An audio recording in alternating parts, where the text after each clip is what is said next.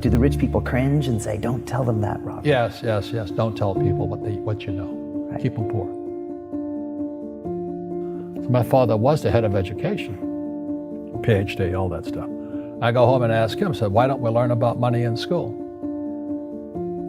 And he looked at me and says, because the government doesn't let us teach that subject. The government tells us what we can teach and what we can't teach. And I thought that was strange. And I said, but aren't we going to school to learn about money? He says, no, your job is to get a job. I said, but you get a job to earn money. He goes, no, you're supposed to just get a job. And I went, no. Isn't the purpose of a job to earn money? He goes, you're correct. I said, so why don't I just learn about money? I can skip the job part, you know? And he got flustered and he said, if you want to learn about money, why don't you ask your best friend's father about money? And I said, why? That's Mike. So why ask him? He says, because Mike's father is an entrepreneur. And I said, what are you? He says, I'm an employee. I'm a government employee. I went, oh, what's the difference? He says, the difference is an entrepreneur must know about money, or they're no longer entrepreneurs. And he says an employee doesn't have to know anything about money, because the government will take care of them, the company will take care of them. So I'm all confused. But I took my dad's advice and I trundled over to Mike's father's office and knocked on his door and I said, hey, I'm here, 9 years old. Teach me about money. He says, beat it, kid, you know. But that's where the story of Rich Dad, Poor Dad started. And finally, through persistence, my rich dad started teaching me about money on one condition. And that condition was he would never pay me. He says, the moment I pay you, you think like an employee. He says, that's the trap. Entrepreneurs work for free. And now I'm 9 years old, my head's going cracking in half.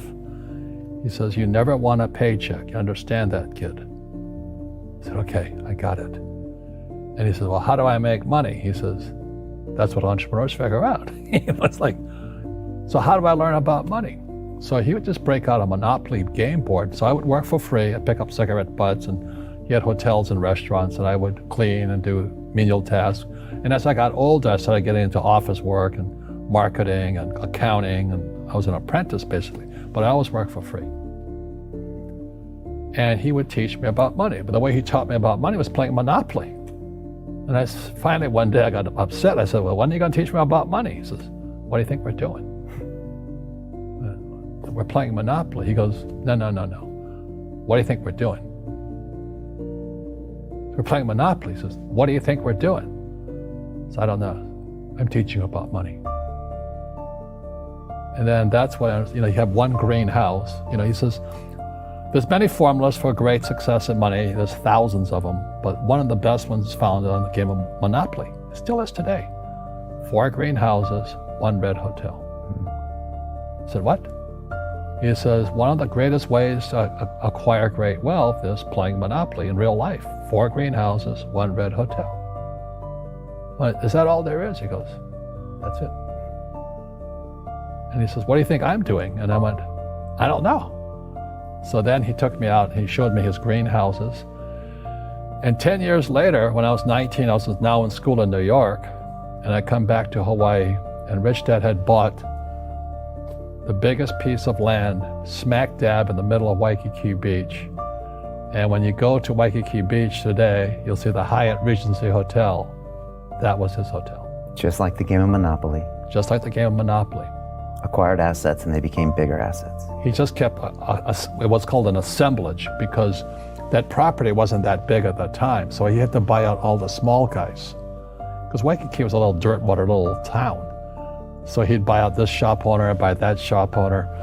And it took him a while, but he finally assembled this large piece of property. And then he and Hyatt put up this giant hotel.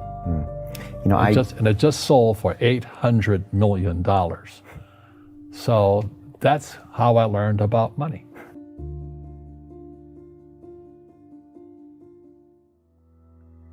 I've had financial crashes. I've had people stab me in the back, but they're all good because I grow from it. That's spirituality. Right. People who are afraid of making mistakes, like they teach in school, they don't ever grow. Because spirituality is there's good and there's bad, there's right and there's wrong, there's up and there's down.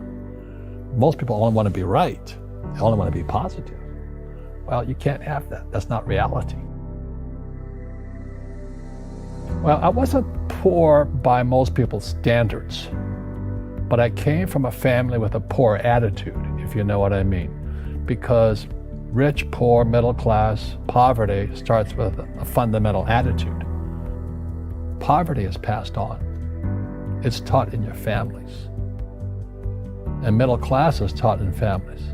And so the people right now who are sitting at home, who are struggling financially or worried about money or unhappy, they may be making a lot of money, but unhappy with what they're doing, it was probably taught to you. Your super ego was taught, get a job, work hard, or you'll never be rich, or the rich are evil, or whatever.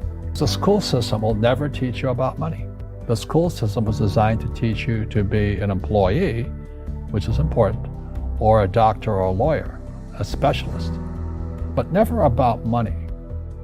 And what most people lack is real business knowledge, like accounting, like debt, like taxes. You got to know that stuff, but they don't teach it in school to anybody. So, and then when people ask me, how did your rich dad learn this when your poor dad, a PhD, didn't? And the answer is very simply, my rich dad, who's my best friend's father, his father died when he was 13. So his rich dad had this family business at 13 to run. So he had to drop out of school, which was his blessing. There's blessings, and sometimes the blessing doesn't look like a blessing, but it turned out to be a blessing. And then his teachers became his bookkeeper, his accountant, his attorney, his banker, his real estate agents. So he has what I call real teachers, not these fake teachers in school. You see, most teachers in school, they're out of ethics. They teach subjects they themselves don't practice. I asked the teacher, I said, I'm in my third year of calculus now. It was called strength of materials. I said, am I ever going to use this stuff? He goes, no. I said, why do you teach it?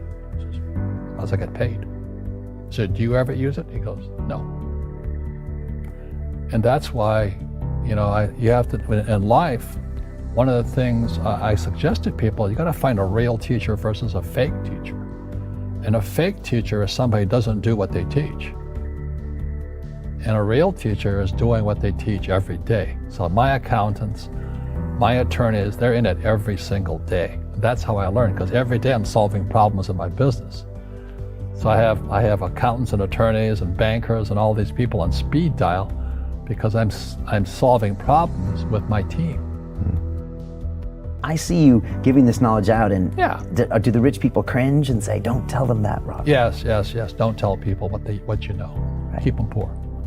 But, unfortunately, the poor, as was in the Bible, I'm not real religious, the poor will always be amongst us because it starts up here. Right, it's that fear mentality. It's in their words, and the words become flesh. Again, I'm not really religious. I flunked out of Sunday school also. But when they say I can't afford it or I can't do that, they go down. They become what they say. My PhD daddy says, what do you think I am, made of money? I can't afford that. And my rich dad would say, that's why he's poor. Poor people say, I can't afford it, I can't do that, I don't have time. Because this is an escape. It's an escape, you know what I mean? It's easy to say, I can't afford it. And your rich dad used to say what instead of, I can't afford it? How can I afford it? How can I do that? What would it take, or why should I do that? He says that a question opens the mind, a statement closes the mind. See, when you say, I can't afford it, your mind shuts down, and you become what you say. Rugby is a team sport, but so is soccer. The rules are different. And other people are golfers. They play by themselves. And so everybody's different. So my game financially is business, number one. Second is real estate. So what I say to young people is, you find your game.